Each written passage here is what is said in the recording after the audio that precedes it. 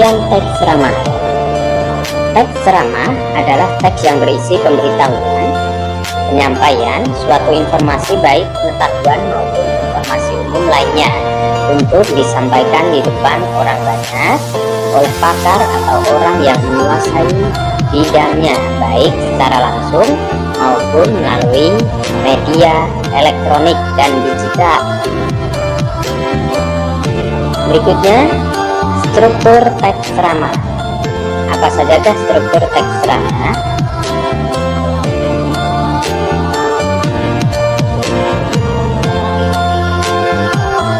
Struktur teks ceramah yang pertama adalah pembuka atau biasa disebut tesis. Berisi pengenalan isu, masalah, pengetahuan, hingga pandangan penceramah mengenai topik yang akan dibahas. Bagian ini sama dengan tesis dalam teks eksposisi. Struktur yang kedua adalah isi atau rangkaian argumen.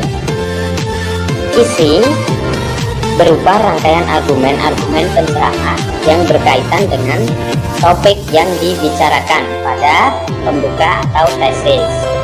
Bagian ini biasanya mengemukakan berbagai fakta dan data yang memperkuat argumen-argumen penceramah.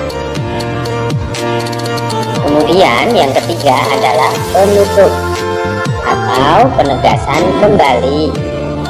Merupakan penegasan kembali mengenai apa yang disampaikan dalam ceramah.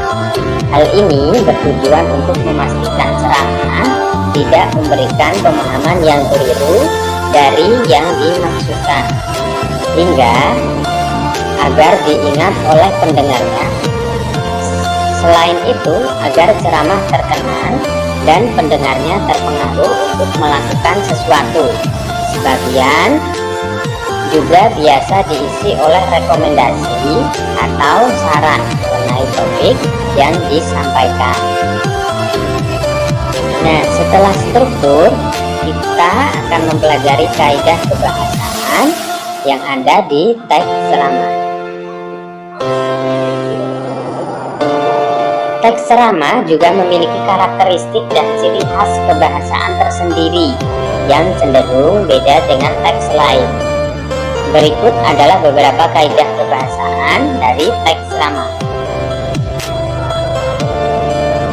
1. Banyak memakai kata ganti orang pertama tunggal dan kata ganti orang kedua jamak. Kata ganti pertama contohnya adalah saya, aku, kami jika mengatasnamakan kelompok. Sementara kata kedua jamak adalah anak-anak, hadirin, dan sebagainya. Kaidah kebahasaan yang kedua, banyak menggunakan kata teknis atau peristilahan yang sesuai dengan topik yang dibahas. Misalnya, jika topik yang dibahas adalah kebahasaan atau sastra, istilah-istilah yang akan muncul meliputi prosa, puisi, etika bahasa, sarkasme, dan lain sebagainya. Kemudian kaidah kebahasaan yang ketiga, menggunakan kata-kata yang menunjukkan hubungan sebab akibat atau argumentasi. Contohnya adalah dengan demikian, akibatnya, oleh karena itu, maka, sebab, karena. Kemudian yang keempat, banyak memakai kata kerja mental. Misalnya, memprihatinkan, memperkirakan, mengagumkan, diharapkan, berasumsi, menyimpulkan, serta berpendapat. Kaidah kebahasaan yang terakhir menggunakan kata-kata persuasif, yaitu kata-kata yang bisa mempengaruhi seperti diharapkan, sebaiknya, hendaklah, perlu, dan harus. Nah, yang berikutnya kita lihat ciri-ciri teks ceramah. Apa sajakah ciri-ciri teks ceramah? Nah, yang pertama, ada sesuatu yang dijelaskan atau diinformasikan untuk memperluas pengetahuan para pendengar.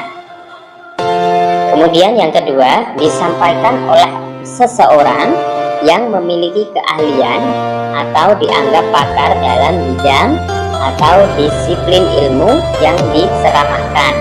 Jadi orang-orang khusus yang bisa berceramah. Ciri yang ketiga, terdapat ajakan atau persuasi untuk mengubah sikap atau melakukan tindakan terhadap materi yang dibicarakan. Yang keempat, berisi argumen yang menguatkan topik yang dibicarakan. Yang kelima, memiliki fakta dan data yang memperkuat argumen dalam teks. Kemudian yang keenam, terdapat komunikasi dua atau banyak arah antara pembicara dan pendengar, yaitu berupa dialog, tanya jawab, kolom komentar, tanggapan video jika itu adalah daring atau presentasi secara virtual. Nah, bagaimana cara menyusun kerangka ceramah? Kerangka teks ceramah adalah rencana yang memuat pokok-pokok bahasan struktur teks ceramah. Setiap bagian struktur yaitu ada pembuka, isi, dan penutup. Dibuat kalimat pokok atau ide pokoknya terlebih dahulu tanpa penjelasan detail.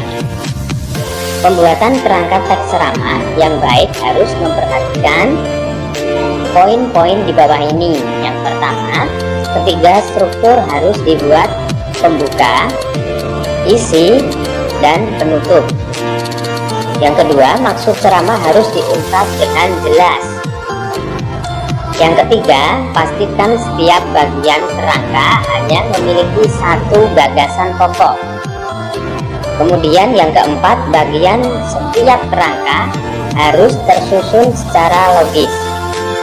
Yang kelima, menyusun ceramah berdasarkan kerangka yang telah dibuat sebelumnya.